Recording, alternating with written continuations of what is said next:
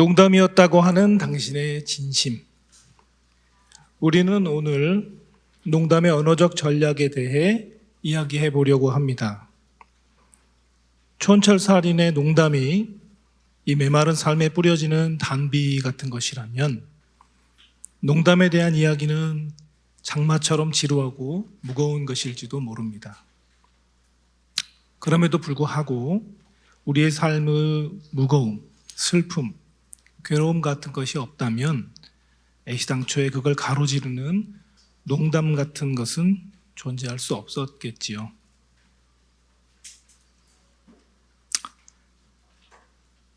그 모든 중력을 잠시 가볍게 차고 오르는 경쾌한 이야기를 나눠보면서 보이지 않는 이 세계의 억압과 맞선 작가들의 전략을 만나보고자 합니다.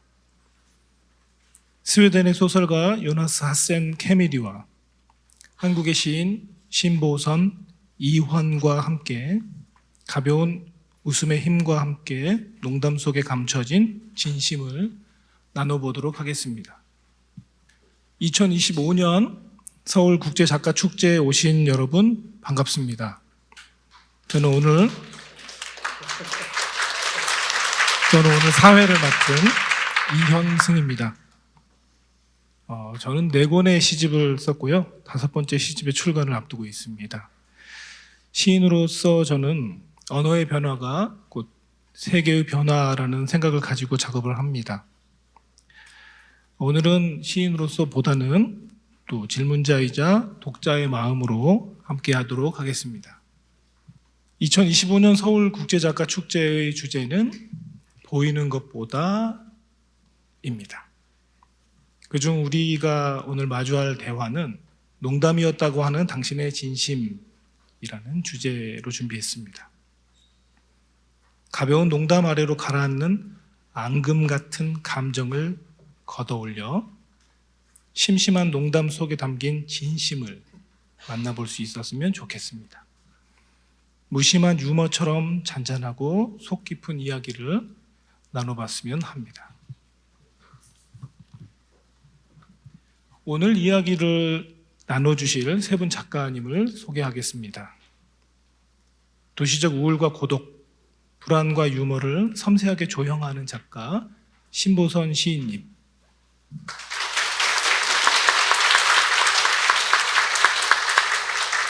시와 사진을 넘나들며 경계의 언어를 파고드는 이환 시인님, 그리고 밀도 높은 이야기로 부조리의 서사를 횡단하는 스웨덴의 요나스 하센 캐미리 작가님입니다.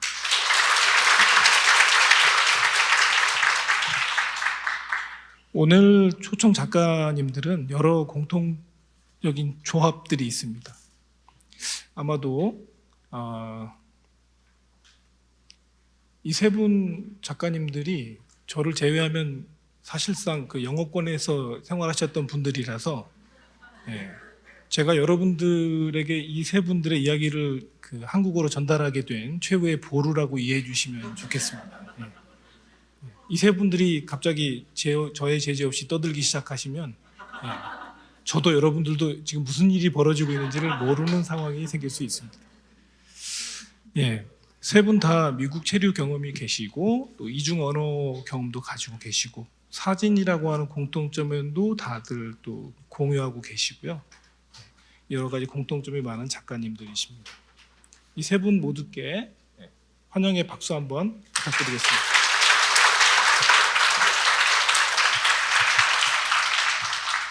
자, 3분 작가님들 오늘 자리에 함께해 주셔서 감사합니다.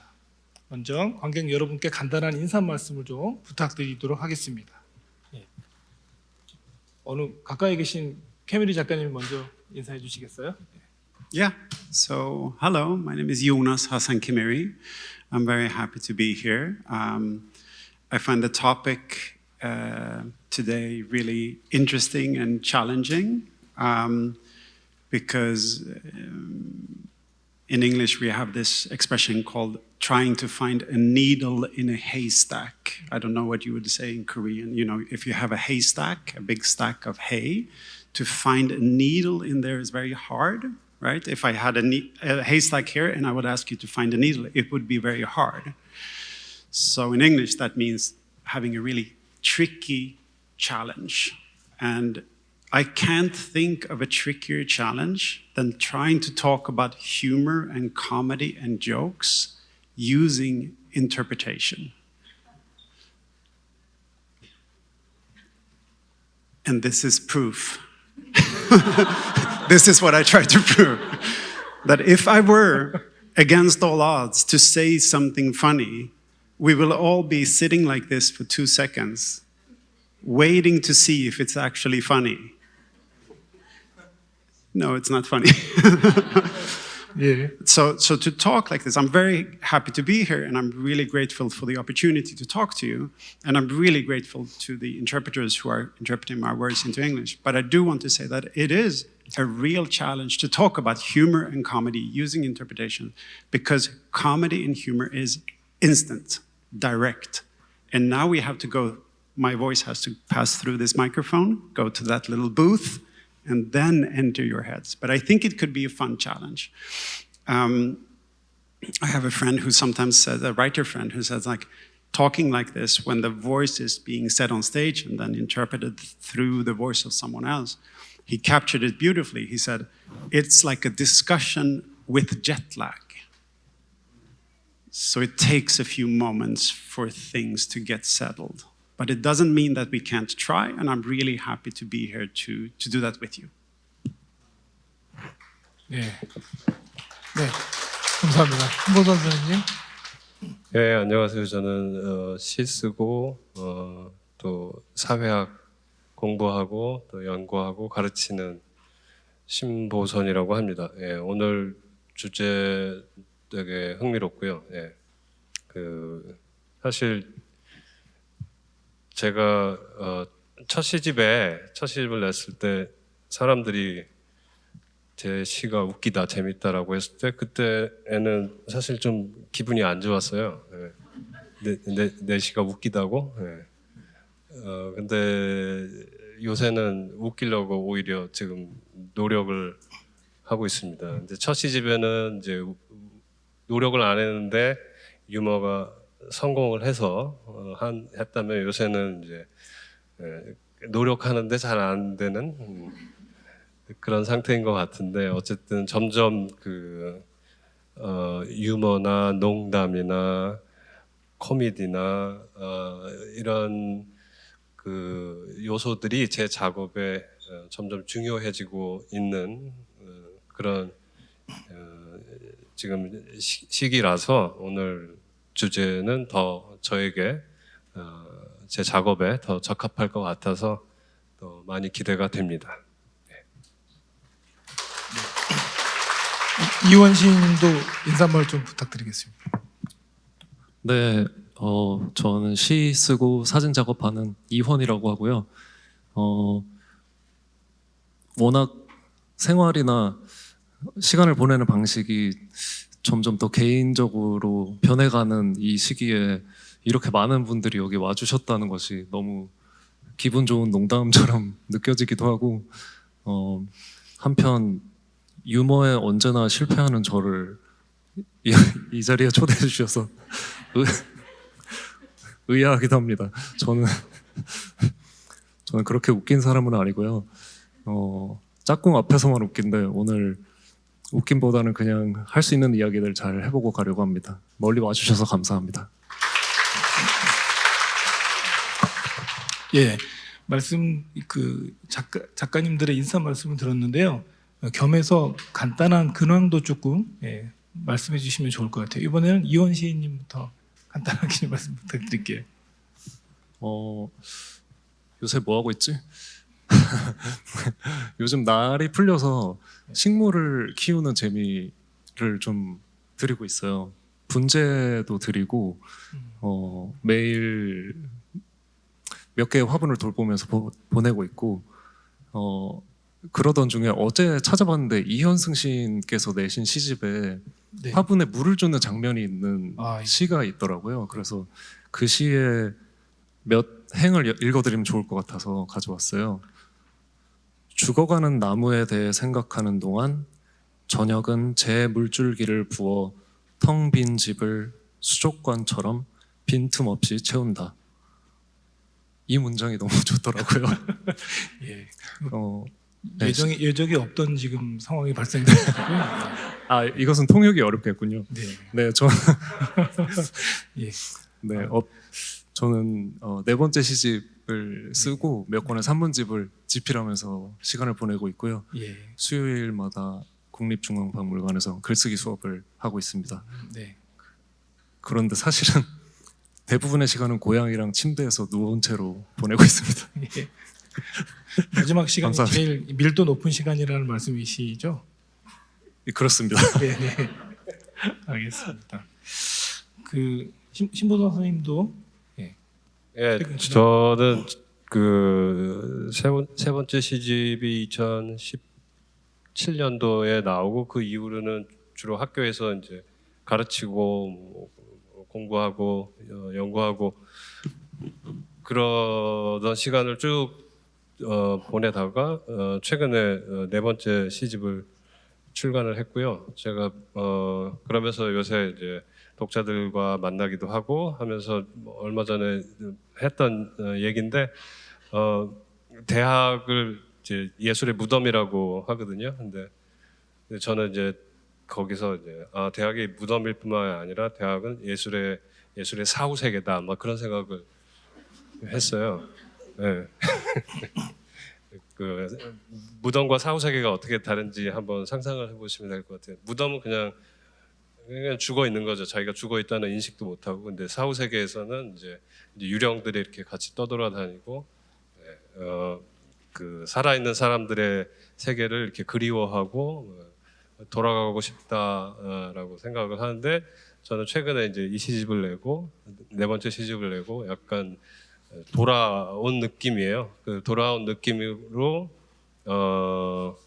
이제 독자들도 만나고 이런 자리에도 기회가 있으면 오고, 그 다음에 다른 것보다도 조금 그 사후 세계에 있을 때보다는 훨씬 더 열심히 쓰는 것 같아요. 예, 요새는 많이 그러니까 뭐 그렇다고 제가 아주 부지런한 작가는 아니지만 어쨌든 예전에는 쓰는 생각만 하고 쓰지 않았거든요. 시 쓰는 생각만 하고 시는 못 썼는데 요새는 시 쓰는 생각도 더 많이 하고 또 조금 더 쓰려고 하고, 그래서 어저께 시 한 편 쓰고, 예. 그리고 이 자리에 왔습니다. 예, 감사합니다. 두 분 시인님의 근황이 다른 어떤 상황보다도 지금 그 알찬 만족감으로 가득 차 있는 것 같습니다. 마지막으로 요나스 작가님도 그 근황을 좀 말씀해 주시면 좋겠는데요. 뉴욕에서 오셨어요. 멀리서 오셨는데 제가 알기로는 한국에 두 번째로 오신 걸로 알고 있습니다. 그 한국에 오시면서 어떤 느낌이 어떠셨는지, 또 지금 그 서울 국제작가 축제에 참가하고 계시는데 좋은 소식이 또 약간 있으신 것 같아요. 그것도 좀 같이 공유했으면 좋겠습니다. So what I've been up to since I was here last time, I've been writing. I always wanted to write a book in English, and I always wanted to write a book that was long and big enough so that it could kind of stand on its own. Actually, this one can too, but I wanted to write like a really thick book. So since I was here last time, 5 or 6 years ago, I wrote a book called The Sisters in English, and then I rewrote it again in Swedish, which is my mother tongue, and then I rewrote it again in English. So I've been busy doing that, going back and forth between languages. But late last night at 3 a.m., I received word that the book, The Sisters, that was published in the US 2 months ago and was just published in France yesterday, that it was longlisted for the National Book Award. So I was very, I couldn't sleep. I was just up texting with friends. But it's a weird thing when you get positive news and you're by yourself. You know that feeling when the body goes like, I have to tell something, I have to tell someone, I have to tell someone, and then you're just alone in a hotel room. So I was frantically texting instead of speaking with people. But so then you could say, what does this mean? I'm a serious writer. What does a prize mean? Like what? Then I sat with that for a moment, and it's not the prize. It is what the prize represents. It is, a prize could potentially mean more readers. More readers would essentially mean more time. And I really don't want to die. So I could get, this prize potentially could give me more writing time. And I think that hearing you talk about, academia as the death of creativity, it made me think of Susan Sontag. She has this famous quote where she says, like, I've seen the best writers of my generation being like, I think she uses the word like pulverized by academia or by teaching. But I also think that for me, teaching has given me a lot of time and a lot of courage. So when I'm not writing at the moment, I am teaching in the MFA program at NYU in Manhattan and in Paris. 예.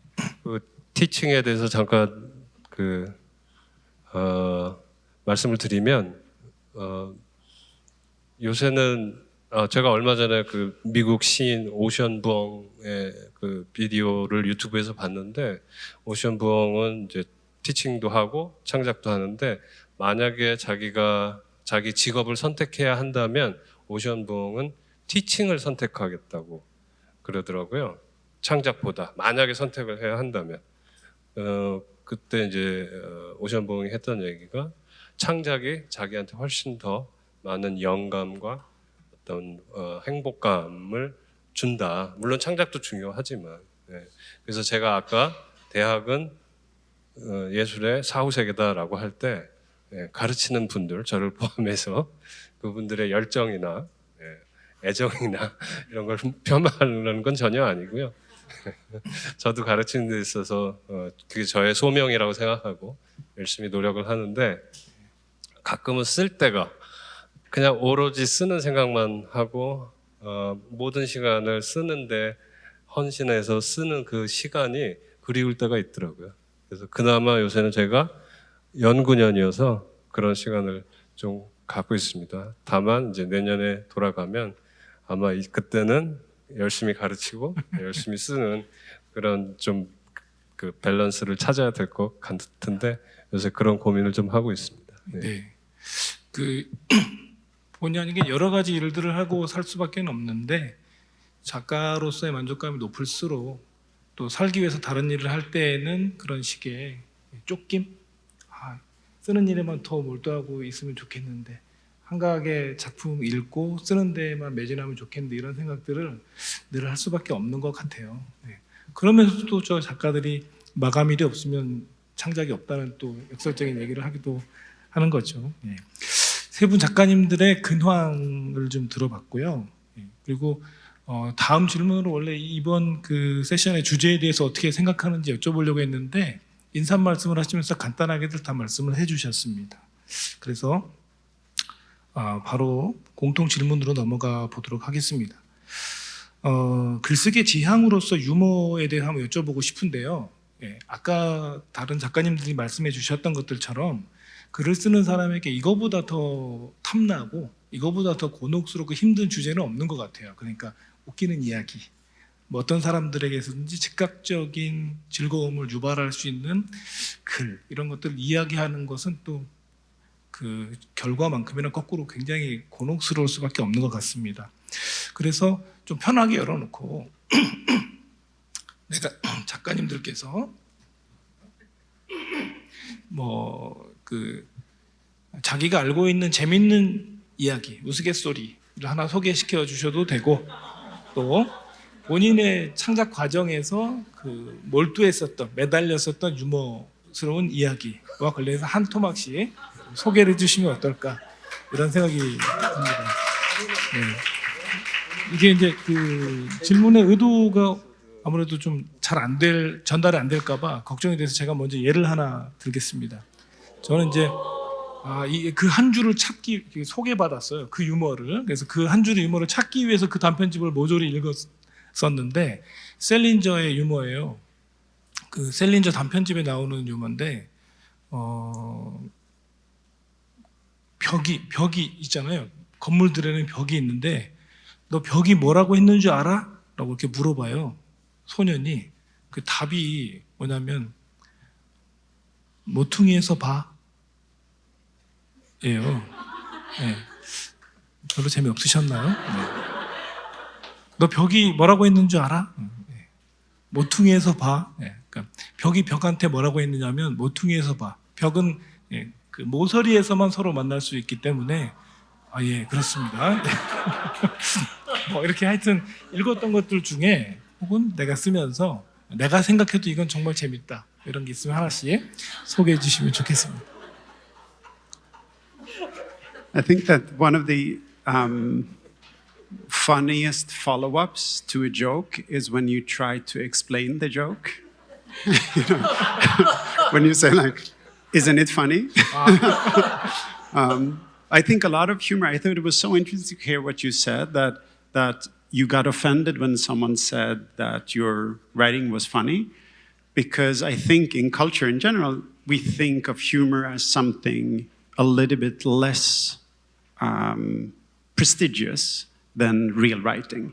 So we have real writing and then funny writing. In actuality, humor is incredibly subversive, it is incredibly effective, and it can be a tool to break down barriers. I use a lot of humor in my daily life, but I also use it in order to survive, because it's hard being human. So sometimes we have to laugh at funerals. When we're the most sad, I can't think of one funeral where I haven't at some point just burst out laughing. Because we're sad, we're dressed in black, we're mourning the death of someone, and then someone says, you know, do you remember that time when she got drunk and puked all over us? Yeah, I remember that time. Everyone starts laughing. So there's this tendency to kind of, in the darkest moments, we look for the light in order to survive. In my experience, when I try to use humor, I have a similar experience. Like when I try to be funny, it never works. But when I write what I actually find is funny, people tend to respond to it. And I think that's a general rule for when you want to create anything, right? When we try to please someone, it doesn't work. And when we dig inside of ourselves and when we're honest with our own enthusiasm, what we love, that's when the work tends to shine. And I would like to share an image from a poet. I know that you three, I don't write poetry, but a poet from my home country. Her name is Bodil Malmsten. She's an incredible writer. And I remember once she said, every time when I try to write something where I communicate with my readers, you know, I try to make them, when I reach for them, it just fails. I can't make them feel anything. But then when I write a poem about sitting on a stone, naked in the forest, screaming with anxiety, that's when my readers come and say, oh, that poem is about me. You know? So I think that is also true for when we try to be funny. Like if we're honest about the thing that we actually laugh at, I think that's the key to creating comedy. 보시겠지만 버퍼링을 여러분들과 저만 지금 겪고 있습니다. 신보선 시인님도 재밌는 이야기 하나 부탁드리겠습니다. 지금 케메리 선생님이 말씀하신 거하고 연결이 될 것 같은 그런 제가 쓴 시가 생각나서 그 질문을 받았을 때 이 시를 읽어보면 어떨까 해서 제가 가져왔는데 좀 아까 케메리 선생님이 하신 말씀하고도 연결이 되는 것 같아요. 그러니까 뭔가 이 시도 혼자서 약간 울부짖는 그런 느낌의 시인데, 근데 제목은 웃는다 웃어야 하기에라는 시고 제 첫 번째 시집에 실린 시인데 이게 워낙 길어서 제가 다 읽을 수는 없고 앞부분에만 읽어보겠습니다. 근데 이게 통역하시는 분들이 제가 천천히 또박또박 읽겠습니다. 웃는다 웃어야 하기에 1.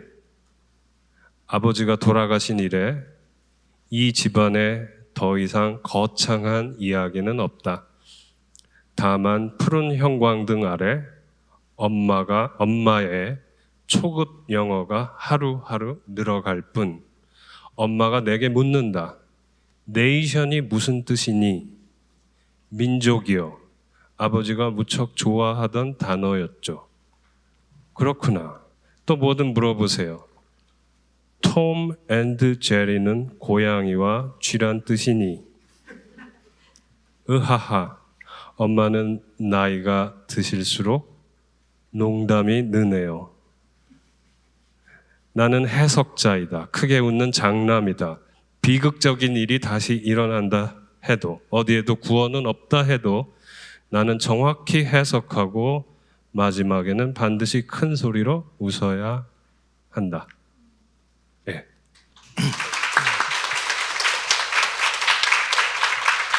맥락이 딱 맞는 것 같습니다. 웃겼나요? 톰과 제리의 번역. 시가 너무 좋은데요? 저는 이 질문을 받고 제가 도저히 웃기는 농담을 가져올 수 없을 것 같아서 제가 기억하는 일화를 하나 가지고 왔는데요. 그 송년회 초대장을 받았어요.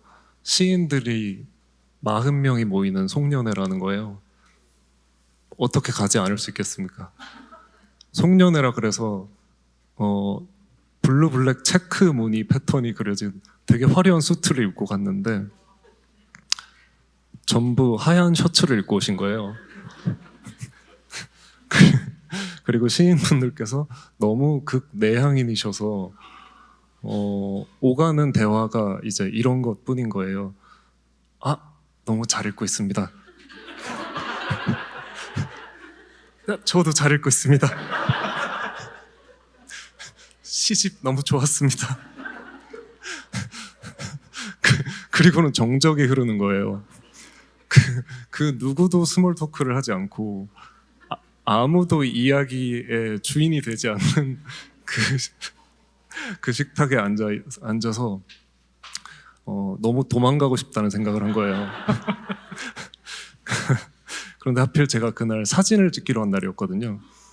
그래서 3시간 정도를 그렇게 보내다가 그런 상황이 벌어지면 꼭 집에 와서 생각하게 돼요. 그거 아껴놨다가 시로 써야지. 관계자분들께 죄송하지만 그날에 대한 시를 썼거든요. 그 시를 일부 읽어드리려고 가져왔습니다. 통역 이슈로 천천히 읽어보겠습니다. 송년회 발췌해서 낭독하겠습니다. 주최자가 와서 속닥인다. 저기 어색해서 죽을 것 같아요. 아, 마이크 켜져 있지? 질문을 못하는 말 따옴표들. 말 걸어주길 사이좋게 기다린다. 말 많은 쟤를 사람 좋은 미소로 판단하면서 가장 용기 있는 글을 왜인지 응원하면서 별로 외롭지 않았던 사람들이 모여 조금 더 외로워진다. 옆 친구가 전화기로 농구 경기를 본다. 해설자가 말한다. 아, 여기서 뭔가 하나 터져줘야 하는데요. 적극적으로 돌파를 시도해야 합니다. 진영이 전부 뒤로 빠져 있어요. 경기를 보던 사람이 박차고 일어나 벽을 찢고 식당을 나가 경기장 안으로 들어간다. 감독석 옆에 앉더니 나에게 몰래 들어오라고 한다. 농구에 관심 없는 내가 구두를 신고 감독 옆에 앉은 친구 옆에 앉는다. 4쿼터가 12초 남았는데 그 파티에 있던 30명이 줄줄이 경기장 한복판으로 들어서는 바람에 경기가 중단된다. 심판이 호루라기를 불며 큰 소리로 선언한다. 해피 뉴 이어! 네, 박수 한번 부탁드립니다. 시가 너무 좋은데요? 역시나 마른 침을 꼴깍꼴깍 삼키는 시간이 있어야만 벽을 찍고 경기장 안으로 들어갈 수가 있게 되는 것 같습니다. 우스갯소리를 부탁드렸는데 자연스럽게 재미라고 하는 차원으로 이야기가 좀 확대되게 된 것 같습니다. 재미있으면 진지충이 하는 이야기도 우스갯소리 이상으로 즐겁고, 웃기려고 드는데 자꾸 귀만 따갑고 피곤한 경험들도 우리가 또 있고, 너무 또 속도를 내면 신경질만 올라오고 이런 경험들도 있는 것 같습니다. 저는 이게 Can I say something about this poem? yes. Yeah. So one of the things that I noticed, like, because I don't speak Korean, so I look around and see what people react to, and I wonder what it is about that moment. You know, when it's so funny when you have that line of like, "I like your poetry, I like your poetry, I like your poetry, I like your poetry," and we all go like, "Ha ha ha ha ha ha ha ha ha." Because it is, yes, and you're so great, and you're so great, and you're so great, and you're so great, and you're amazing, and you're. But it's actually very sad, right? It's a story about people who can't connect, who should be able to connect. They're so similar. They have different clothing, but they're so similar. And you describe it beautifully, how you kind of you look forward to this. Of course, I can't not go. And then what happens is actually you turn up and there's a huge amount of distance. And we weren't there. We weren't at that particular party. But we've all been to parties where we have said, I love your poetry, I love your poetry, I love your poetry. So instead of being real and honest about who we are, we resort to fake lines of distance. And that's really painful. And that's why we laugh. Because we're happy you were there and we weren't there. Do you know the feeling?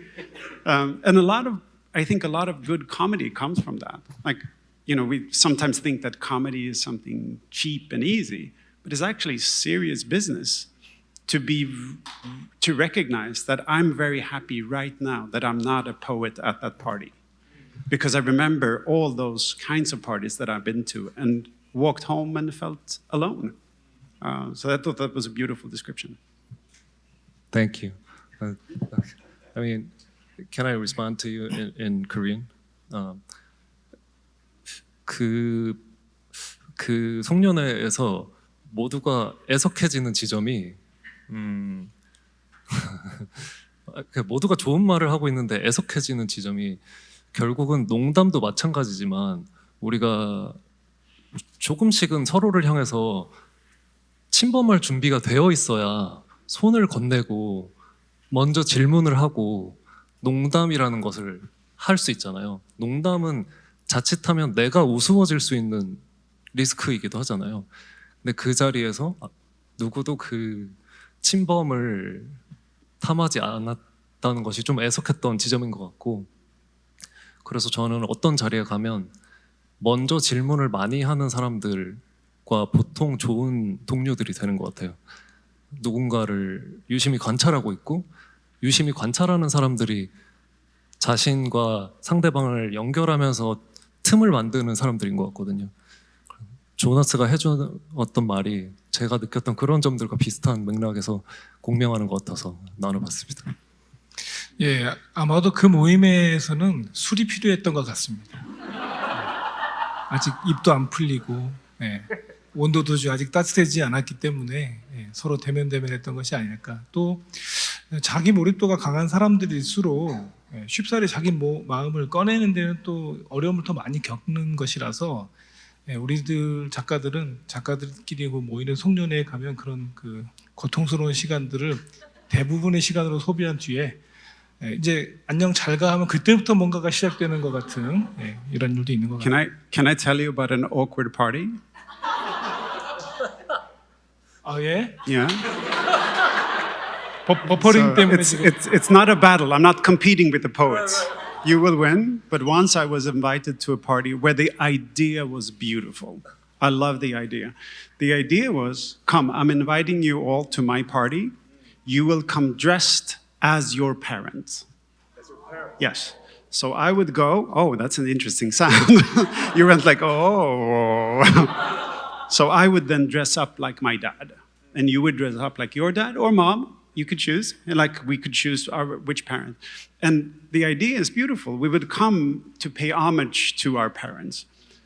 But I was really looking forward to it. I had to put on my dad's old clothes and I felt like great.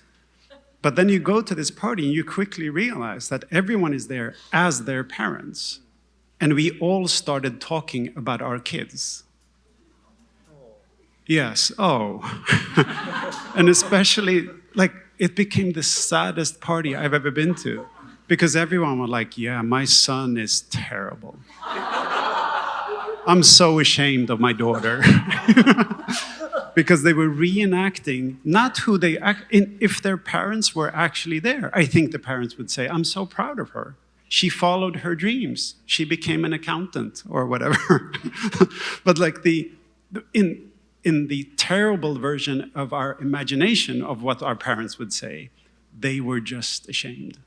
So everyone left early, and it's one of the few parties that I remember from my youth where there was alcohol left.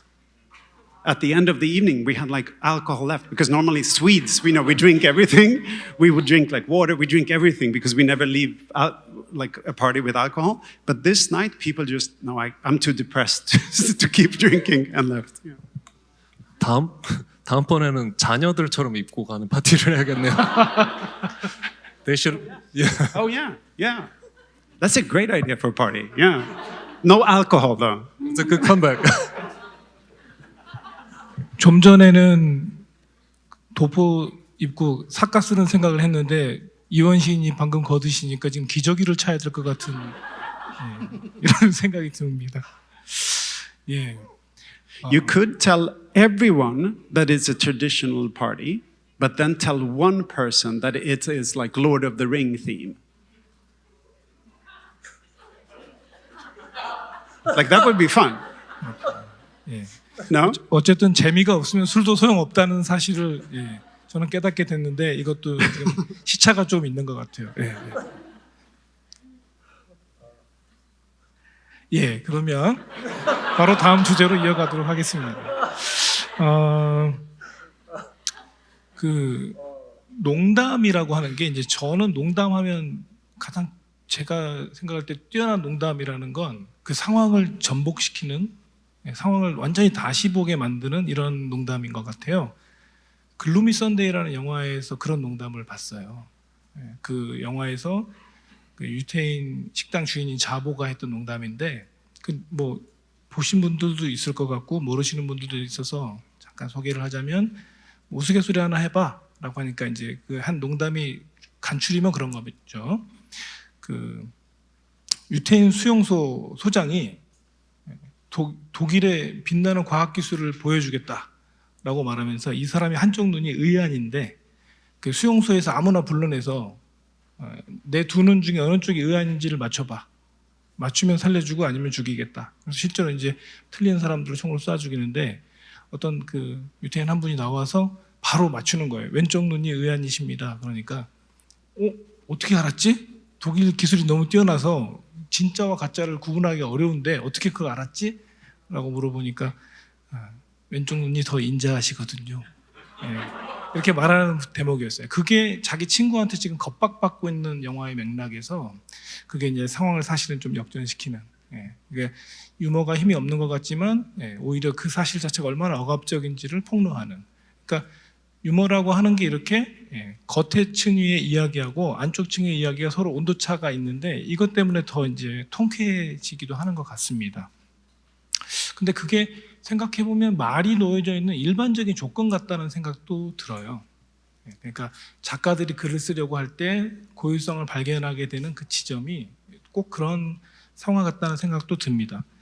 그래서 세 분 작가님들이 다 이중 언어적인 체험을 가지고 계시기 때문에 그걸 좀 질문 드려보고 싶었어요. 그러니까 여기는 말하자면 내 모국어를 쓰는 공간이 아니지라고 하는 것을 바로 단박에 느끼게 만든 어떤 그 이중 언어적인 상황 이런 것들이 혹시 선생님들의 경험 속에 있다면 한번 들려주시면 좋겠습니다. 네, 이원 씨께서 혹시 먼저 얘기해 주실 수 있을까요? 최근에 산문집에서 이런 이야기를 좀 본 것 같기도 해요. 네.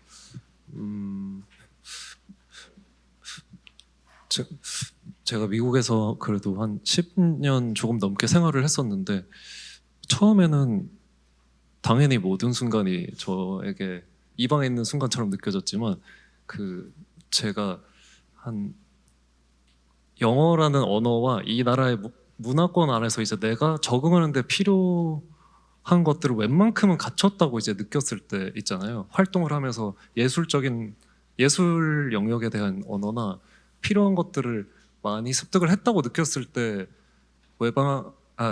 제가 타국에 있다고 느끼는 순간들은 너무 쉽고 일상적인 단어여서 모두가 알고 있는데 저만 모르는 단어 있잖아요. 내가 그곳에서 나의 유년을 보내지 않았기 때문에 그들이 가지고 있는 레퍼런스와 기억이 내 안에 머물지 않기 때문에 모를 수밖에 없는 단어들. 뭐 이를테면 어렸을 때 봤던 만화 영화에 나왔던 블랍이라는 단어가 있어요. 블랍은 그냥 형체 없는 대상 뭐 이런 뜻인데 그 액체 괴물의 이름이 블랍이었던 거예요. 그런데 이런 크고 작은 일상에서 오는 단어들을 모르는 순간마다 분위기상 여기서 내가 질문을 던지면 모두의 흐름이 끊겨버리는 거예요.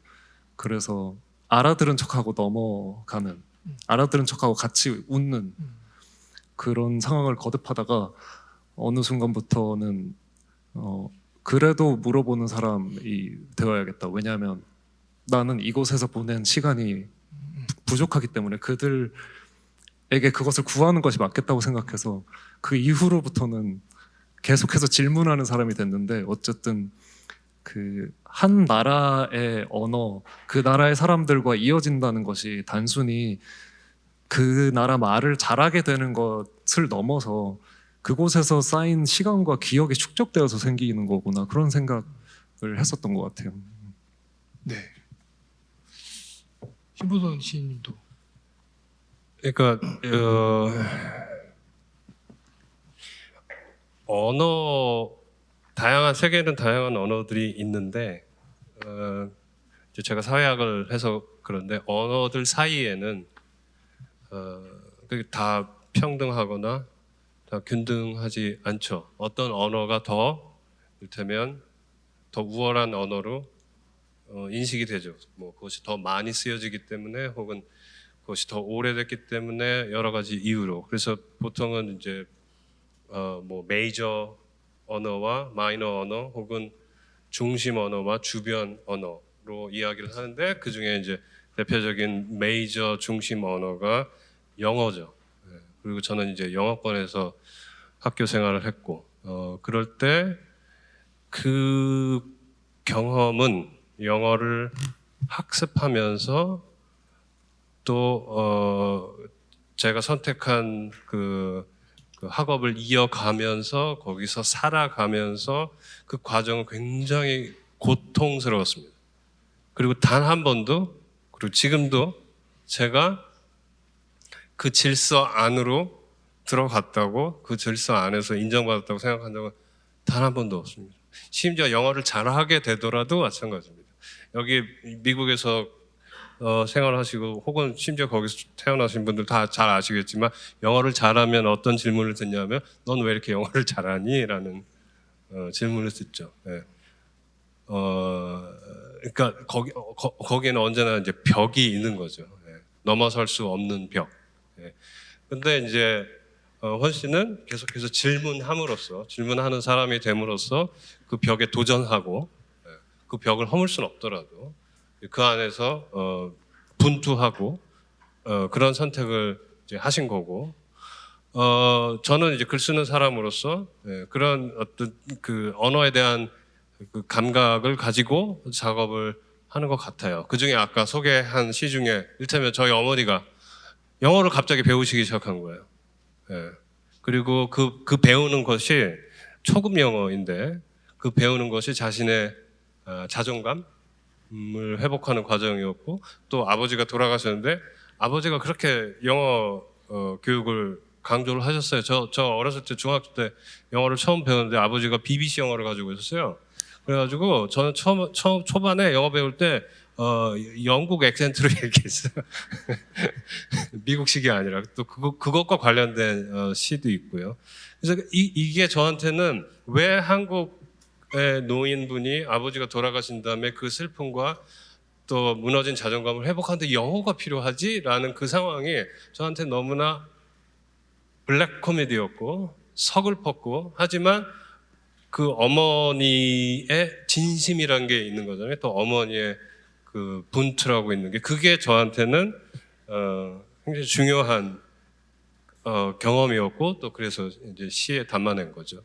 근데 지금까지 한 얘기는 되게 슬픈 이야기인데 또 한편으로는 어떤 언어의 이방인이 되기 때문에 그러니까 모든 사람은 사실은 자국어를 제외한 모든 언어에 대해서는 이방인이잖아요. 그 이방인이기 때문에 이방인들이 서로 대화를 할 수가 있고 서로 배워가고 서로 가르쳐주고 또 배우는 그런 경험도 저한테는 되게 중요했는데 그 중에 하나가 그 스웨덴 친구하고 만나면서 그 라곰이 뭐냐 그러니까 번역될 수는 없는 언어들이 다 나라마다 있잖아요. 뭐 예를 들어서 한국에는 한이라는 단어를 영어로 어떻게 번역할 것인가 이게 되게 어렵고 또 나라마다 있을 텐데 스웨덴의 경우에는 라곰을 어떻게 이해하고 번역할 것이냐 영어로 얘기하면 뭐 not too much, not too little, maybe Yeah, in Swedish you say lagom. 라곰 이렇게 And lagom means not too much, not too little, right in the middle. right in the middle. Yeah, so like not too much, not too little. And then you could say it's just a word. But it has enormous consequences because you also have to be lagom. If someone tries to be crazy or tries to be, no, back, be lagom, you know. So it's a word that is like linked to the Swedish soul. 그 되게 문화적이고 또 미묘하고. 그러면 한국에는 뭐가 있을까? 한국에 여러분들 혹시 그런 라곰과 비슷한 뭐가 있을까요? 중용이 있을까요? 이를테면 중용은 또 그게 한국어인가요? 중용은 한자잖아요. 그러니까 이런 질문을 계속 던지면서 얘기를 하면서 우리가 공유하는 언어를 공유할 수 없다면 그러면 공유하는 감각은 무엇일까라는 걸 계속 찾게 되는 거죠. 찾는 과정이 서로 다른 언어권의 사람들이 소통하는 거. 그러니까 서로 합의는 불가능하겠죠. 하지만 최대한 근접하기 위해서 그 언어와 감각을 근접하는 과정이 재밌을 수 있죠. 즐거울 수 있죠. 그것이 이제 배움이고 서로 친구가 되어가는 과정이고 그런 것 같습니다. 그래서 그 언어에 내가 어떤 언어에 모든 사람이 이방인이라고 할 때 어떤 경우는 굉장히 고통스럽고 어떤 경우에는 되게 즐겁고 재밌고 이 두 가지가 다 있는 것 같습니다. 네.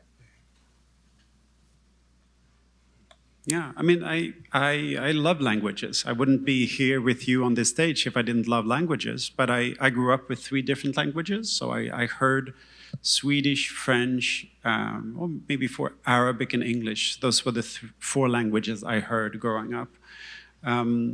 But right now, this question, when we talk about linguistics and kind of the search for a new language, what I think about is the move that I did with my 2 kids 4 years ago to the United States.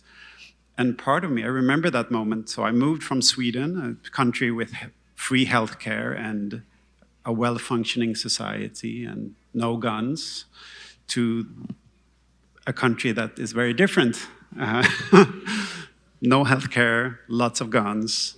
And I remember that moment like waving goodbye to them because they didn't speak a word of English. So they were 5 and 8 at the time. And they go into this school that, from a European's perspective, it looks like a prison, you know, with like guards and fences. And I'm like, what have I done? I made a mistake.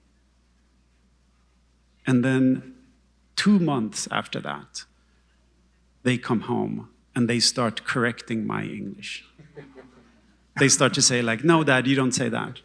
You know? And they use like words that I have no idea what they mean, like riz. I don't even know what that means. But so like their brains were so malleable. Imagine going to work tomorrow and they all speak Polish if you don't speak Polish. You know, it's a really hard thing to be exposed. You must feel so lonely. And then because they're so open and their brains are so malleable, they learn so quickly. And then you can say, well, as a parent, what we need to do is to give our kids stability. That's, yeah. Or the other way to think about it is, as a parent, you should give your kids the feeling that they can handle everything, that they can even handle a new language. So that was part of the reasoning why we moved there. And I also had this thing that I wanted to try to write in English to see what it did to me, you know, how my creativity would change. And I get what you're saying, like it's tricky to be exposed to a language that you almost speak. I have that so much with my father is from Tunisia and he spoke Arabic. I always felt like I almost understood him. And it was very painful. But the other side of that is like, it's a great tool to operate in a language that you don't speak perfectly because it disables you from perfectionism. So when I wrote this recent book, The Sisters, I had a rule for myself where I would say, I will write it in English, but I'm not allowed to look up words. Because you know and I know what happens when you start to look up words. You look up one word and then like, oh, Instagram and YouTube, and then like you're lost. So I forbid myself to look up words, and then all of a sudden it was impossible to be perfect. And if you want to build or write or create something, if you could just find a way to trick yourself to not be perfect, I've found that working model to be really effective. So I'm actually very grateful for this book and for the fact that I was able to write it in a new way. So with every book, I've tried to invent a new way that makes it impossible for me to, do you know what I mean when I say be perfect? Like, because I've written books that were perfect. They were not good, but they were perfect. And I never published those books because I would write them and I would be so happy with them and I would show them to my wife and she would be less happy with them. You know, she would be, they didn't work because it was as if I was trying to impress the reader. I remember once she read a book of mine that I never published and she said, yeah, I'm impressed. And I was like, yeah, do you like it? She was like, I want to be moved, not impressed. And those are two very different feelings. And I think that's what I took away from that it's much more important to move a reader than to impress them. 조나스가 이야기한 그 타국어이기 때문에 자유로워질 수 있는 지점이 그 언어가 어떤 언어이냐에 따라 되게 달라지는 것 같은데 저는 영어를 하면서 언제나 영어 안에 너무 많은 규칙들, 지켜져야 하는 규칙들이 있다고 느꼈거든요. 학교에 가면 선생님들이 글쓰기 액티비티를 하면 언제나 빨간 줄을 그어요. 문법적으로 이것은 잘못되었다. 수정해야 함. 그런데 저희가 그 모국어로 글쓰기를 할 때는 나쁜 문장은 있을 수 있지만 이것은 틀린 문장이야 라고 하는 것은 수가 되게 적잖아요. 우리가 비문을 쓸 수는 있어요. 그런데 창의적으로 잘 들어보지 못한 문장을 쓸 수는 있잖아요. 그리고 그것이 그 단어의 배합과 배열을 생각하는 것이 시인들의 일이기도 하잖아요. 그래서 그 너무 많은 규칙들을 나에게 왜 이렇게 무거울까를 생각해 봤을 때 그 언어와 특히 영어라는 언어와 우리가 관계 맺고 있는 방식이 중요한 것 같아요.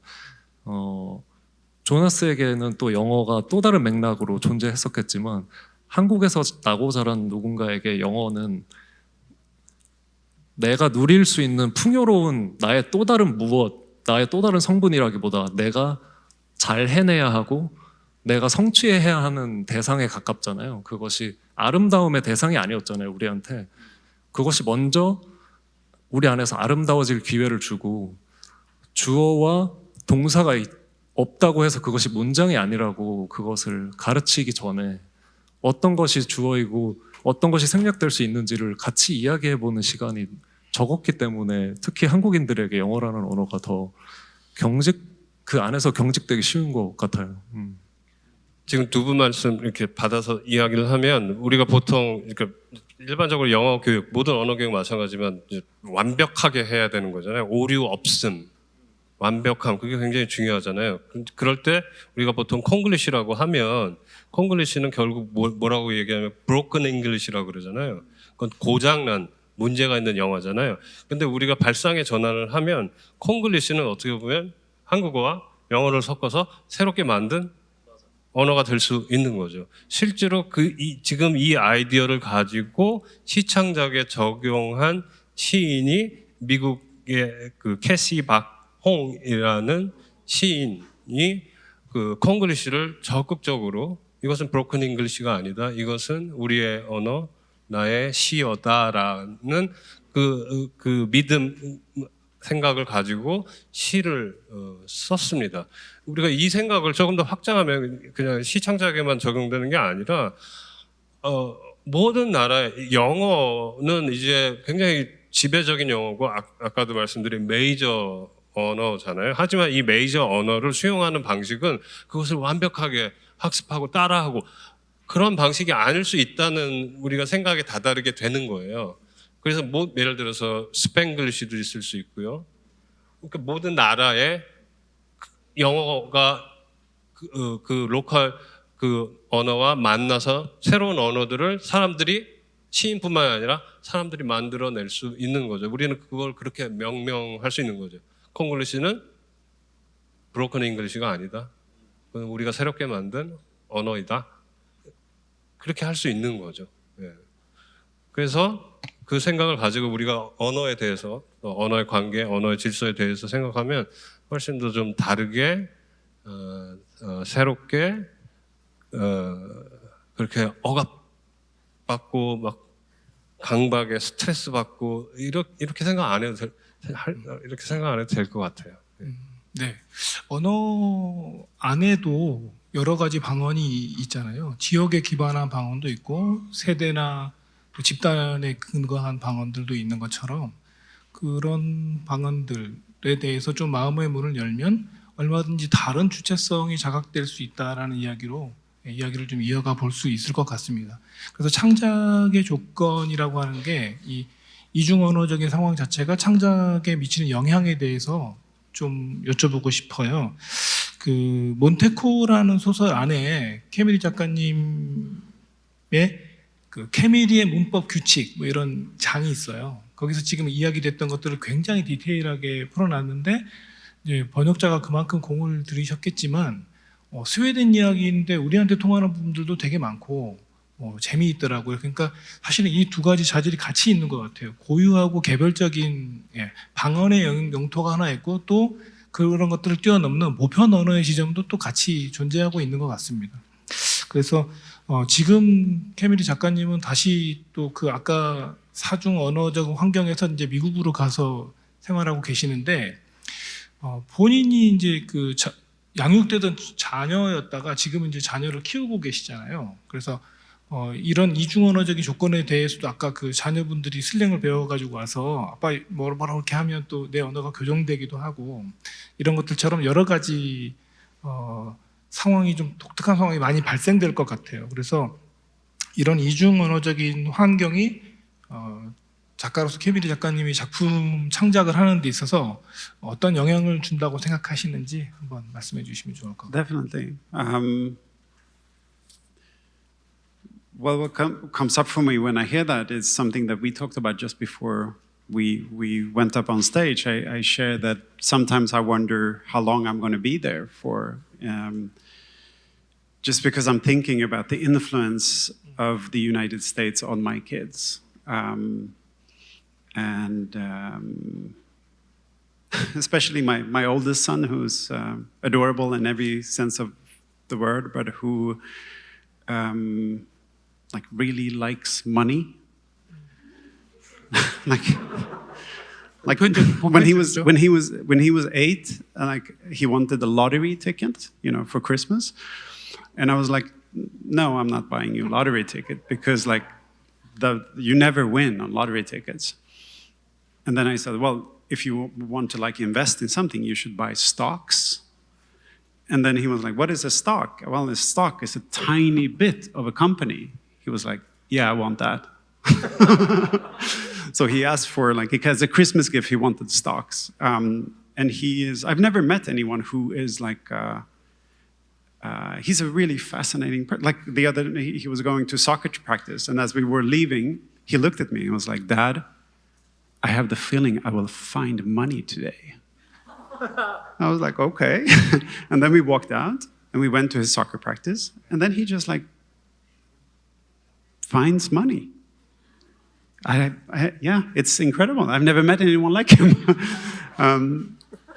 But there are moments when I think about, like, my job as a parent is to make sure that they experience a full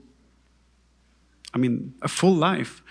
And I wonder if part of being in the United States gives him one aspect of, like, grows that aspect of him. I mean, maybe, yeah, I'm thinking a lot about, like, where our future will be. And part of it is also linked to language, because I see myself as a European writer right now, writing in English. And I just find that right now, that is the way that I can create. It's like as if I can mine English for what English can do well. And one of the things that English has going for it is its power. It is hugely, it has a lot of power. But it also has a lot of words, a lot more words than Swedish, which is my mother tongue. So that is one aspect. And if you're asking me what I'm thinking about right now, is like how long can I keep doing this thing where I write something in English and then in Swedish and then in English, because it's also kind of a daunting process. It takes a lot of time. But for the moment, what I'm doing right now is I'm writing a new novel, and I'm writing it in English, and I put all of the politics that I can't say out loud right now, because I'm in the United States on a temporary visa, so there are certain things I just can't talk about. But then fiction come in, and I can put all of those, everything political I can put in the fiction, because these people, they don't read books, which is great. It's like the perfect, I can hide anything in there because they don't read. So that's my plan moving forward, yeah. To put my politics in my fiction and just pretend that it was never there. 아무래도 주식 시장이 요동치고 있어서 대통령께서는 소설을 읽을 시간은 확실히 없으실 것 같습니다. 예, 저희도 좀 그런 생각을 해보게 되는데요. 이제 아버지가 가지고 있는 언어적 지층이 있을 것 같아요. 지금 농담 이야기를 할 때 표층의 언어하고 심층의 언어 사이에 있는 온도차 이야기를 했는데, 지금 이중 언어라고 하는 것은 또 아버지의 언어 대 나의 언어의 사실 온도차 같은 것일 수 있고, 민족 사이에 또 있는 또 감각이나 경험의 차이, 역사성의 차이, 이런 것이 있을 수도 있을 것 같거든요. 그래서 뭐였지? 잠시만요. And also time, 네. right? Old language and new language. Yeah. Like even I imagine I had a talk earlier today about like just the dialects, 네. different dialects, but also Old Korean and New Korean. I write plays as well. I write books and plays. 네. And one of the things I experiment with when I write plays is to put like different kinds of languages on stage. That is really remarkable, because you can see what happens when old language meet new audiences. So I wrote a play called Invasion many years ago, and it started out with old language on stage, and it was really hard to understand. And then we put 2 actors in the audience. Every night they were hiding in the audience. So the play starts, and it's like classical, historical language on the stage. And then two actors are sitting in the audience. And a lot of people in the room, they don't understand. Because old language, oftentimes we don't understand old versions of, even though it's our own language. And the people, the actors in the audience, they start whispering. They start going like, shh, this is terrible. You know, I hate this play. This is the worst play I've ever seen. You know, they start saying these things. Imagine they're here and they do that right now. I hate these writers. I hate their poetry. I hate their books. If there were two people doing that right now, we would have a clash of interests, right? And probably some of you, I can imagine, would start to silence them. That's what happened. Whenever we perform this play, there are always people in the audience going like, shh, silence, respect. You have to respect. Even though no one understands what is going on here, people are defending, you know, the tradition. And in this play, I mean, it's called Invasion. Guess what happens? Like, they run up on, like the two actors, every night they do the same thing. They run up on stage and they, like, hit the actors, and they take over the stage. So every time it happens, the same thing. But the interesting thing is that so many people are ready to defend history, even though they have a hard time understanding the original text that is up here. So it's endlessly fascinating to make sure that we are reminded that there are different ways of speaking, and just to put them side by side is fascinating. And then, like when we did this in Sweden, everything was calm. Then they put the same play in New York, and we had to have like security guards standing because people got so angry. Like the moment when someone in the audience said like, you know, I don't like this play, because New Yorkers, they're not shy, they would be like, shut up, you know, like they start screaming. So then the actors became all shy, and it became a whole thing. It was very complicated to play it there. But in Sweden, it worked really well. But like that it's just such an interesting thing that we tend to respect and just defend tradition just because it has power. It is elevated and it's on a stage. So to play around with that as a creative person it's just fascinating. Yeah. I just did that because I had the feeling that you were between questions. I'm sorry. But yeah. But we can talk about something else. 제 안에 오셔서 제가 잃어버린 질문을 찾아주셔서 너무 감사드립니다. 저는 단지 버퍼링을 심하게 겪고 있는 편인데 감사드리고요. 어쨌든 이런 게 재밌는 것 같아요. 차이를 이야기하고 온도 차이나 시차 이런 걸 이야기하면서 우리가 자연스럽게 다양성이라고 하는 세계에 도착하게 되는 것 같고, 이 세계가 다양하게 이루어져 있다고 하는 사실을 알게 될 때처럼 마음이 평화로워질 때도 없는 것 같아요. 근데 또 그게 작가에게는 다른 또 문제를 야기한다는 생각을 제가 최근에 갖게 되기도 했어요. 그래서 이번에는 이현 시인님께 질문을 좀 던져드려 보고 싶은데, 예를 들면 이제 예술가로서 사진도 찍고 시도 쓰고 산문도 쓰고 이렇게 여러 가지 작업을 하잖아요. 그게 사실은 이제 그 다양성의 발현이라고 하는 점에서 너무 사실 좋은데, 제 경험 중에 저는 그걸 모르고 있다가 어느 순간 그걸 하나 깨달은 게, 내가 비유하자면 사진으로 잘 표현할 수 있기 때문에 저는 그걸 시로는 쓰지 않게 되는 일이 제 삶에서 가끔 발생했다는 사실을 최근에 깨달았어요. 그러니까 내가 산문으로 쓸 수 있고 산문이 가지고 있는 그 명료성이 주는 아름다움에 대한 믿음 때문에 굳이 이걸 다시 시로 써야 되겠다는 필요를 못 느꼈다. 약간 이런 거였는데, 그런 의미에서 혹시 이렇게 두 가지 작업을 다 하면서 혹시 뭔가 이런 일들이 있지는 않는지 좀 질문 드려보고 싶어요. 그 언어라는 게 진짜 이상해요. 그 사람 안에 어느 기간 동안만 살아 있어가지고 어떤 중요한 생각들은 강연이나 낭독회에서 글로 쓰기 전에 말하고 돌아오잖아요. 그럼 진짜 그것에 대해 쓰고 싶은 마음이 휘발되는 시간이 있는 것 같아요. 근데 그것이 이제 사진과 시라는 두 개 오래 다뤄온 도구에 있어서의 문제로 이제 이어질 때는 처음에는 둘 다 나의 언어니까 내가 이것을 합쳐봐도 괜찮지 않을까? 그리고 그것을 그 두 언어가 만나는 지점을 어떤 식으로든 찾으면 시와 사진 사이에 있는 어떤 새로운 언어들을 내가 발견하지 않을까? 그런 생각을 하면서 합치하는 작업을 시도를 계속했거든요. 이미지와 텍스트가 어떤 여백과 어떤 호흡으로 이루어질 때 가장 이상적인 것인지 막 그런 고민과 질문들을 했는데 그렇게 한 10년 정도 지나고 나니까 어떤 언어는 그냥 제 안에서 소리치고 있었더라고요. 그냥 있는 풍경을 가서 찍어. 그리고 그 풍경을 빌려서 네가 하고 싶은 말을 해.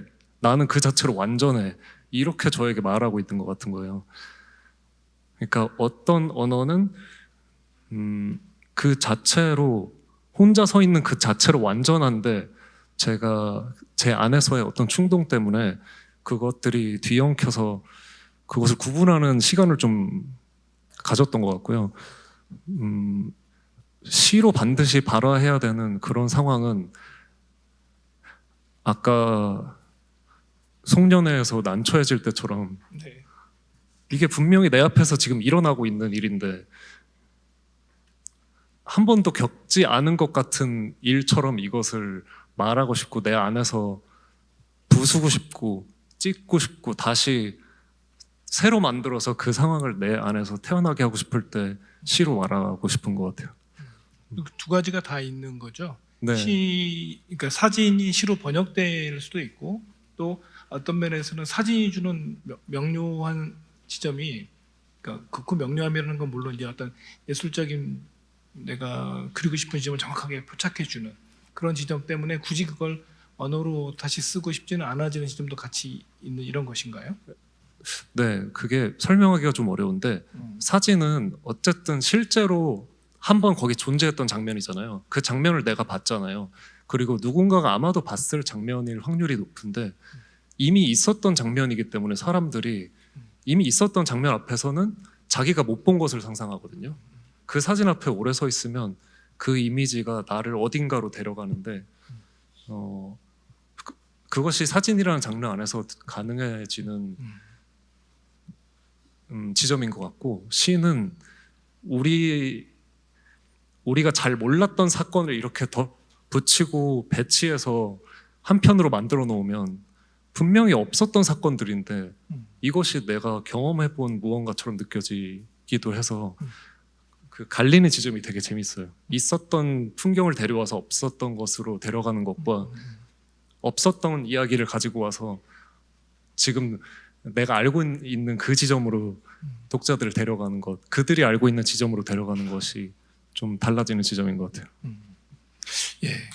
그 보통 사진전 같은 데 가서 보면 이제 그 일반적인 그 사진의 조예가 깊지 않은 사람들의 경우라면 저처럼 이제 사진을 보고 나서 이건 뭐지 하고 있다가 거기 밑에 있는 이제 제목을 딱 보고서 거기서 발생하는 또 아이러니 때문에 아 하고 이렇게 감탄을 유발하게 되기도 하고 예, 그런 것 같아요. 그러니까 사실은 여전히 두 개의 맥락이 같이 있을 때 모종의 예술적 효과가 발생하는 게 아닐까?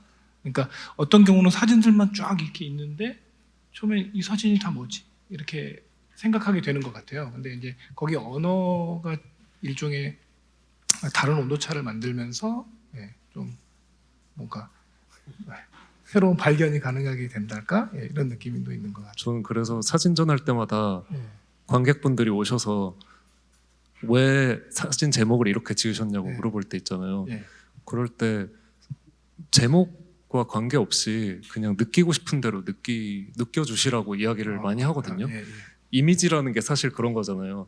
이미지라는 것이 하나의 그냥 매개체로서 거기 있고 내가 그것을 통과할 때 내 안에 남아있는 것들을 들여다보는 것이 언어가 가지는 힘이잖아요. 예.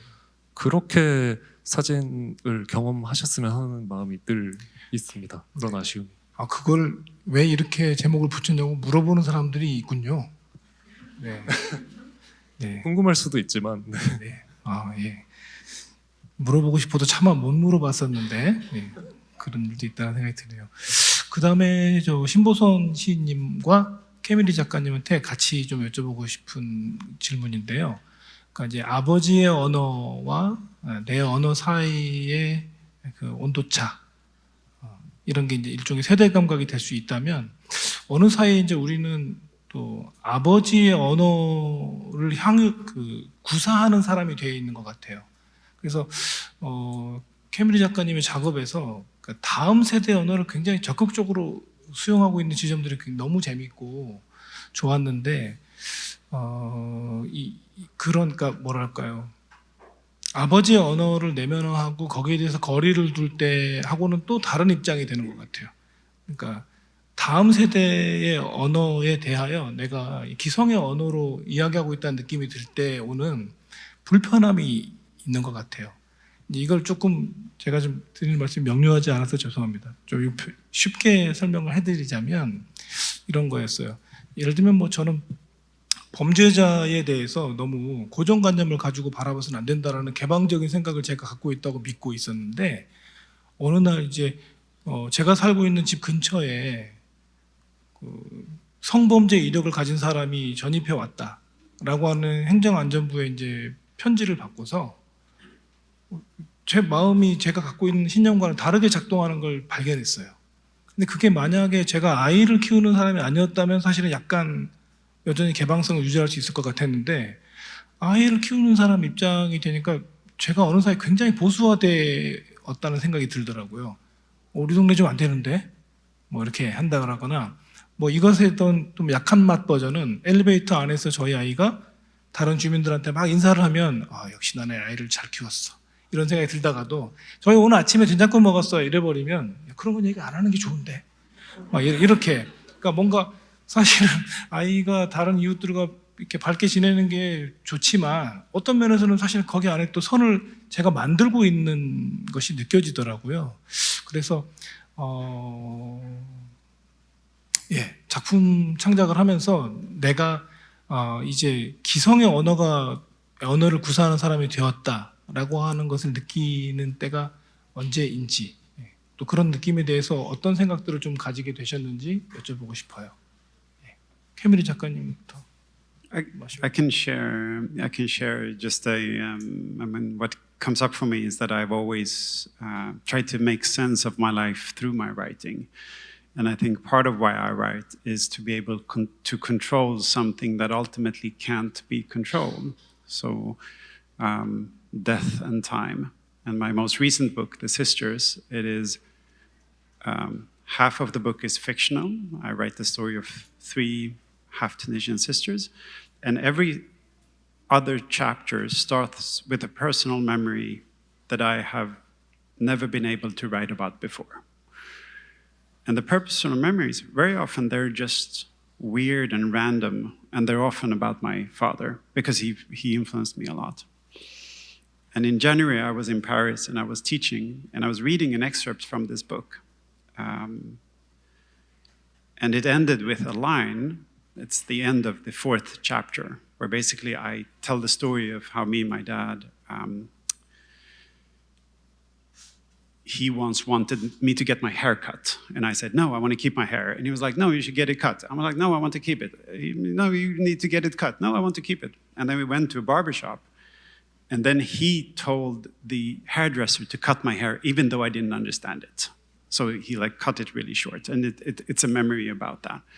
And the chapter ends with me saying, I enjoyed telling the story of my father because at the time it felt like the only power I had. And I read that aloud in front of people. And then the day after, I got a text message from my brother saying that our father was dying, about to pass away. And I remember sitting there thinking, there's a reason why I enjoy telling stories.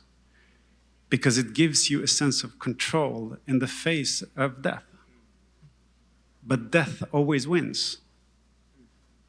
That's a funny way to end a talk about comedy, but it's true. Death always wins. I told my students the other day, I was like, the best case scenario is that time kills us. That's like the best outcome. Then I went up to Stockholm and I was present for my father's passing. So I spent 3 days and nights close to him. And I remember thinking, while he was passing away slowly, And I remember thinking, these stories are nothing. It's just dust. It doesn't matter. Like these stories that I've been telling for 22 years, they're just dust. They will just disappear. Because ultimately, he's like lying here dying. And then my younger brother arrived, and then my middle brother arrived. And what do you think we did during those 3 days when we waited for him to pass away? We told stories. So in the face of death, even we knew that he was dying, we were like, oh, do you remember that time? Do you remember that time? Oh, I remember that time. So ultimately, I think of stories as something that we always need to keep doing, even though we know that death may win. I'm going to say may win. I think one of the reasons why my father pops up in my writing so often is because he was the biggest dreamer I have ever met. He was so good at dreaming. And if I didn't get that from him, I don't think I would be a writer. So I often think my mom gave me language, structure, the actual words, and then my dad gave me the capacity to just let go and dream and not be tethered to reality. So I think that's how like I think that's how I became a writer. 네, 이 지점도 저는 뭐 사실은 상당히 독특하게 느꼈던 지점 같아요. 최근에 봤던 이제 그 캐미리 작가님의 5번째 소설인 것 같은데요. 그 아버지의 원칙이라는 소설에 보면 지금 제가 겪고 있는 것과 밀도가 매우 높고 비슷한 그러니까 육아의 환경 이런 것들이 막 나오는데 그 육아의 주체가 아빠예요. 그러니까 아들인 아빠. 근데 그게 너무 디테일하고 자세하고 공감해 가는 지점이 많아가지고 깜짝 놀랐어요. 근데 지금 말씀하시는 게 내가 작가가 되는 데 있어서 아버지의 몽상가적인 기질이나 꿈꿀 수 있는 힘, 능력 이런 것들이 내가 작가가 되는데 크게 기여했다라고 하는 부분이 저는 지금까지는 그런 얘기를 더 많이 듣고 컸었거든요. 그러니까 작가는 자신의 어머니에게서 언어를 물려받는다.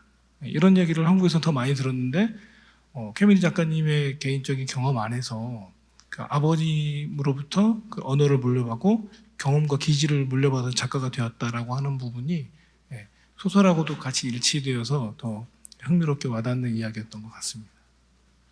신보선 선생님도 혹시 이런 언어 환경의 변화, 세대의 변화, 혹은 기층 언어의 층이 이렇게 갑자기 변화되면서 뭔가 내가 다른 지점에 도착했다라고 느낄 만한 경험이 있다면 그것이 뭐 정치가 됐든 또 예술가들의 환경의 변화에 대해서도 괜찮고 그냥 아버지 이야기를 조금 더 이어가면서 그 얘기를 했으면 좋겠는데 저는 아버지가 그러니까 저희 집에서 아버지 이야기는 금기예요. 아직도.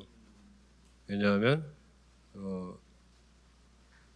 그러니까 그냥 갑자기 너무나 급작스럽게 비극적인 로 돌아가셨기 때문에 예를 들면 형제들 캐미리 선생님 저희 형제들이 모여서 서로 기억을 이야기하는 그럴 여력이 없었어요. 네. 그래서 이야기를 안 하고 못 해요. 근데 제가 가끔 제가 유일하게 아버지 이야기를 하는 공간이 있다면 그리고 그게 어쩌면 왜냐하면 저희 가족들이 제 시의 독자이기도 하니까 그게 제 시인 것 같아요. 그러니까 제가 시에다가 뭐라고 썼냐면 아버지 얘기하는 데는 시밖에 없다고.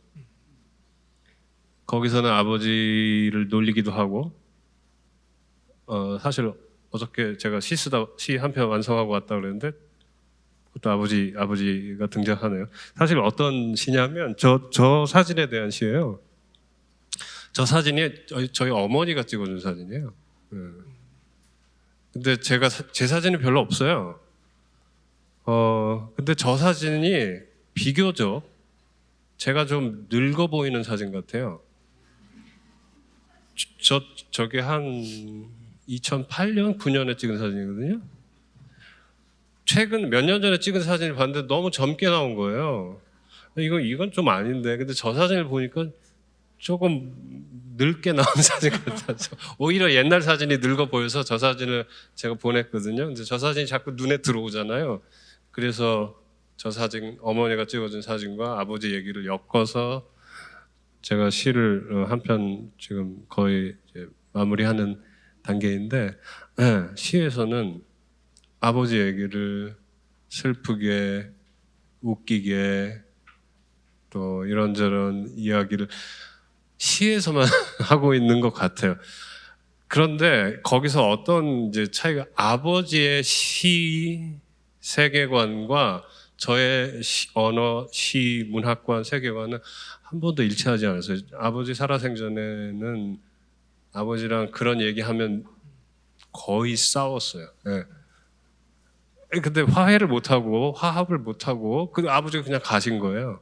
그러니까 저 혼자 지금 아버지랑 얘기하고 아버지랑 대화하고 뭐 그런 느낌이에요. 뭔가 해소하지 못한 그리고 애도가 계속 아버지를 애도하는 느낌인데, 그게 이제 일상생활, 일상적인 가족관계에서는 아버지 얘기 못하고 그냥, 그래서 무슨 얘기를 하고 싶은 거냐, 드리는 거냐면 결국 아버지에 대한 애증, 거기에는 존중도 있고 아버지에 대한 어떤 아버지와의 불화, 이 모든 게 시 속에서 계속해서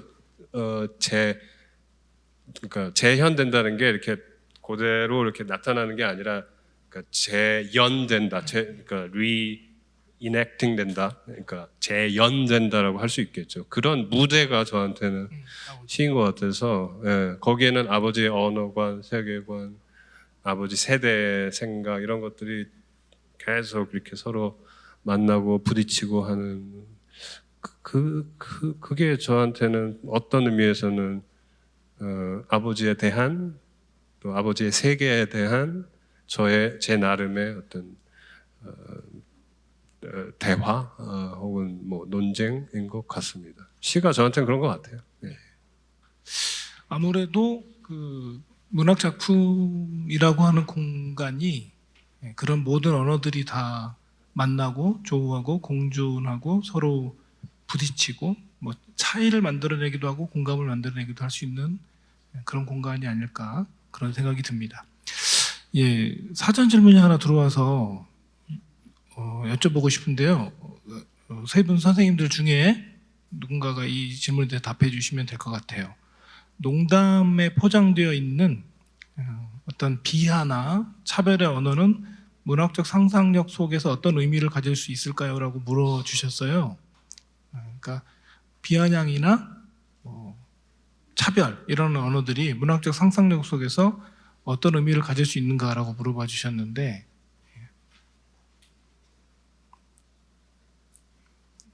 캐미리 작가님이 대답해 주셔야 될 것 같은데요. 네. I mean, when I think about the things that bring me happiness or make me laugh, they are often linked to some uncomfortable truth. I mean, the example here of the poetry, like it's an uncomfortable truth of recognition. I've been to that party, and I found a lot of inspiration in stand-up comedy stars. And the people I love the most are people like Richard Pryor or Dave Chappelle. And they're great at finding that uncomfortable balance between what is funny and what is just painful. So those are the kind of artists. I think it's actually a pure form of storytelling, to stand in front of people and tell them stories and to be able to make them laugh. And I have a huge respect for that. I see it as very, very different from what I do. Once I tried it, it was one of the worst things I've ever done, to do like stand up in front of people. But it's very, very different from what we do. But the act of finding something that is uncomfortable and allowing the audience to decide how to laugh, I find that, I mean, that's similar to what I try to do in my plays. And one of the things I do when I see my plays being performed is to see if they laugh the right way. And the laughter that I love is a laughter where they, they laugh, but it feels like it's actually a bit of pain in that laughter. That's the kind of laugh that I love. When I kind of laugh, but I also go like, oh, I'm not sure this is okay to laugh at. And I managed to create some of those moments in my plays, and that's always what I aspire to do. So I think the question is correct. I think that there's a superficial laughter that tries to soothe, a laughter that is just, ha ha ha, we can just go home and we can forget tonight. That's one kind of laughter. But the laughter I love is the ha ha ha ha, like that kind of laughter, where you go home and you're like, it's a subversive laughter rather than a soothing laughter that I try to achieve in my writing. Yeah. 네. 예, 시간이 어느덧 8시가 됐네요. 예. 그 현장에서도 질문을 받아볼 수 있을 것 같아요. 많은 분들한테 기회를 드리기는 어렵지만 혹시 현장에 오신 선생님들 중에 이 세 분 작가님들께 질문하고 싶으신 게 있으신 분은 예, 그쪽에 마이크 좀 주시겠어요? 예. 예, 저기 신보선 시인님한테 질문 드리고 싶은데요. 그 시를 읽어보면 그 유머가 시인님의 시에서 유머가 그 감정을 둘러싸고 있는 그게 더 선명하게 느껴지거든요. 예를 들어 이게 고통을 유머로 포장을 한다. 근데 그렇게 봤을 때 그 유머는 유머로 보이지가 않고 더 아팠어요. 그런 식으로 느껴졌었는데 혹시 이게 시인님은 뭐 이렇게 이런 장치를 의도를 하고 그렇게 쓰신 건지 아니면은 정말 웃기려고 쓰셨는데 독자가 잘못 알아들은 건지 모르겠거든요. 원래 그런 거죠. 의도하지 않았는데 웃기는 게 제일 진정으로 웃기는 거잖아요. 예. 근데 그런 식의 글쓰기는 왜냐하면 제가 첫 시집에 진짜 의도하지 않았거든요. 예. 근데 그렇게 사람들이 웃기대요. 그리고 심지어 신앙독을 하는데 막 사람들이 키득키득 웃더라고요. 예. 첫 시집 읽을 때 사람들이 제일 많이 웃는 것 같아요. 물론 이 시집도 얼마 전에 낭독했는데 사람들이 웃더라고요. 웃으니까 저도 좋긴 한데 글 쓸 때는 글 쓰는 과정은 어떻게 보면 이렇게 그 순간에 그냥 쑥 빠져 들어가는 거라고 생각을 하거든요. 특히 시는 제가 소설은 잘 모르겠습니다만 시는 어떤 사전의 의도나 어떤 계획이나 어떤 구조나 어떤 캐릭터나 이걸 가지고 쓰는 게 아니라 저한테 시 쓰기는 대부분 어떤 상황에서 즉흥적으로 빠져 들어가는 쓰기예요. 예.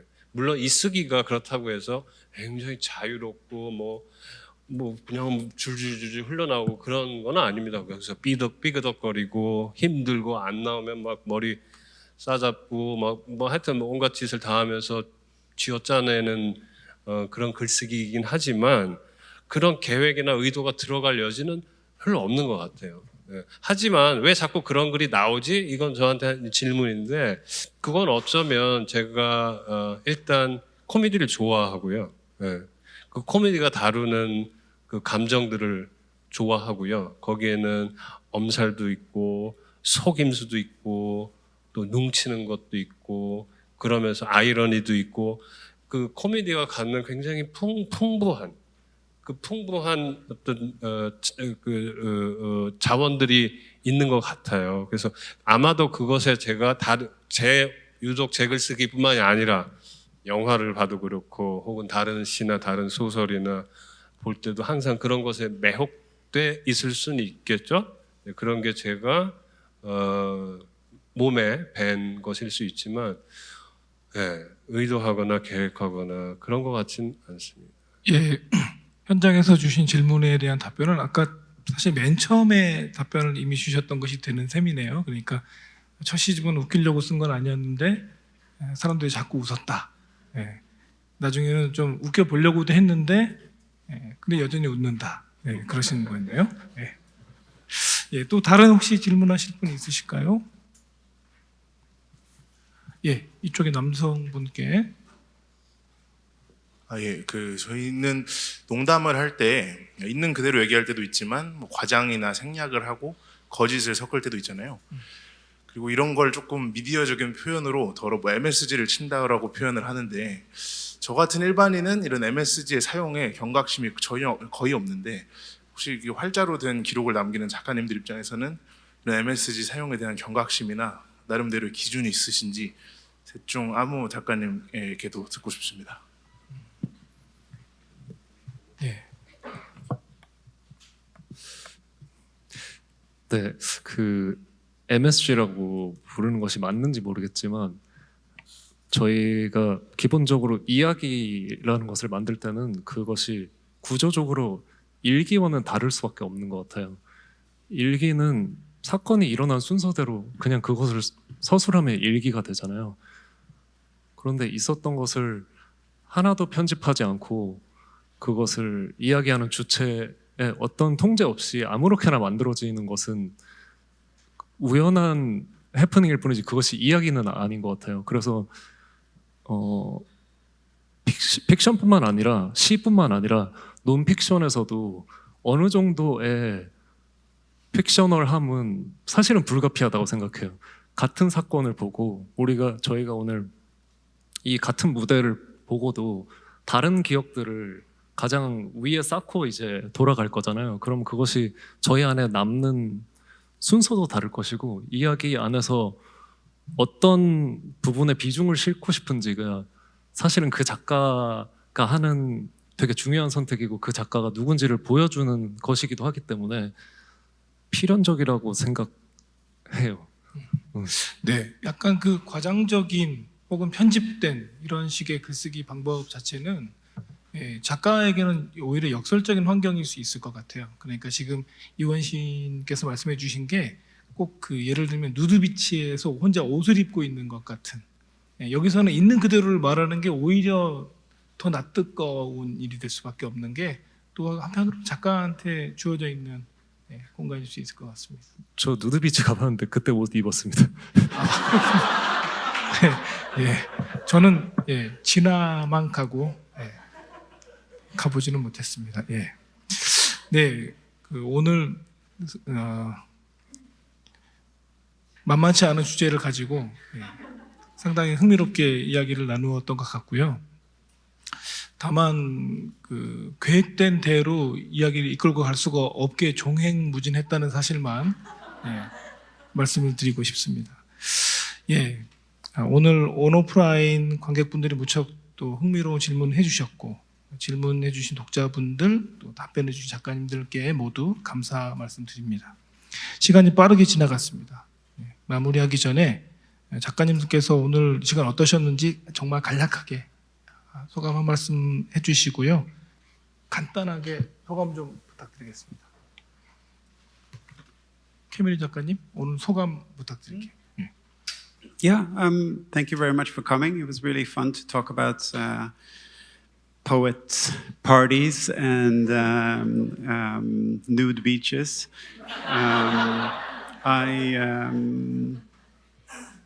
It's fascinating how quick the mind is. The moment you say, I was once at a nude beach fully dressed, all of our minds knew what that looked like. It's fascinating how quick the mind goes. And maybe I can end with just like sharing some of the funny lines that have made me smile lately. Kind of like can share one example of I come from a country where we don't have K-pop, but we have a lot of Swedish hip-hop groups. And some of them are very cool and gangster looking. And then there's one group that is like very beautiful, like they're like a boy band, but they are also very good. They're called Hovet. And Hovet, yeah, Hovet. Some people make fun of them, but like it's great that you write this down. Yes, but so one of the things that I've found that sometimes when we try to create something, it's hard to compete with our heroes. So writers that I love, like Toni Morrison or Tolstoy, like they are up there, and it's hard to compete with them. But I found it helpful to remind myself that great poetry can appear anywhere. And also great humor. And these rappers, they are singers/singers. They're not only very beautiful, they're also funny at times. And I heard a line from one of their songs that I would like to share with you. It's a sad love song because all of their songs are about sad love songs. They always get their heart broken and they always cry. That's the premise of their songs. And then in one song, he talks about, the relationship is over, I go missing you. And the song is quite full of cliches. And the problem with cliches is that we don't feel. Cliches they don't work because we've heard the words for so long. And then there's one line that is not a cliche, and it is beautiful. All of a sudden he says, he's describing the heartbreak and I miss you, and then he says, I'm standing outside of your door, but my phone still gets Wi-Fi.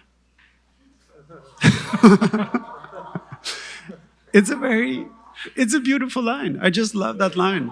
Yeah. In the middle of like a hip hop song, like trying to be cool, he's standing there, maybe in the rain, and he pulls out his phone, and the phone remembers the password.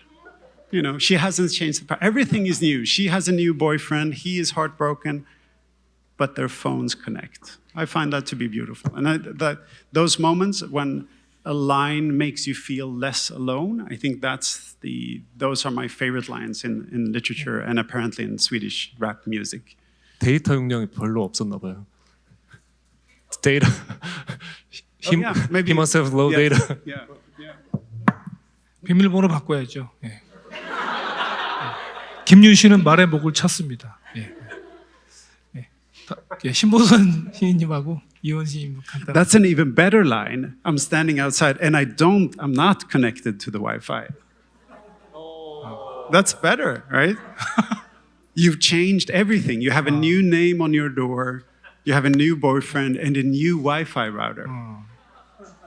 너 벌써 와우. 바꿨더라. 제가 옛날에 MSN 할 때요. MSN 아세요 혹시? 아세요? 네. 하여튼 이것도 농담이었는데 제 옛날 이야기는 MSN으로 거슬러 올라오고 더 하이텔 뭐 예. 나우누리. 여기 공감하시는 분들 몇 분 계신 것 같은데 예. 하여튼 농담이었고 예. 오늘 이렇게 얘기를 하면서 진짜 특히 오늘 농담에 대한 얘기잖아요. 그러니까 약간 그 스탠드업 코미디언들이 자기 이렇게 레퍼토리 준비해가지고 이렇게 빵 터지게 하고 뭐 어디서 뭐 이야기를 꺼낼까 그런 생각하면서 몇 개를 이제 준비해 왔는데 뭐 얼마나 잘 됐는지 어쩐지 모르겠지만 지금 얘기 들으면서 오히려 막 생각이 나는 거예요. 이런 에피소드 저런 에피소드.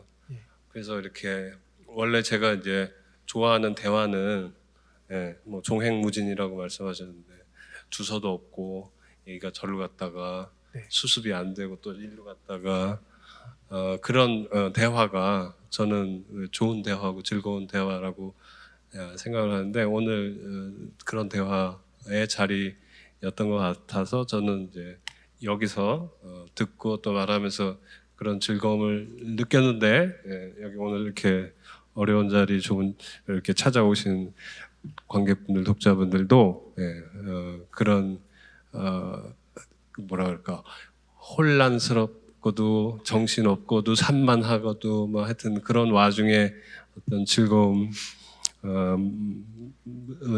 행복감을 느끼셨다면 좋겠다 그런 바람을 말씀드리면서 인사드리겠습니다. 감사합니다. 이원 시인인데.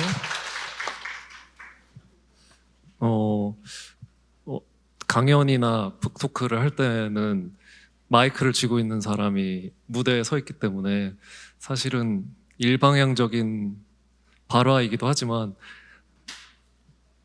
모든 무대가 너무 다르거든요. 발화하는 사람은 같은데 모든 무대가 다르다면 그것은 그 이야기를 받고 있는 그 사람들, 그 관객들과 진짜로 그 무대를 같이 만들어 가기 때문에 그런 것이 달라진다고 생각하거든요. 그래서 별로 웃기지 않았는데 오늘 너그럽게 웃어주신 관객분들께 너무 감사하고 경청해 주셔서 너무 감사했고요.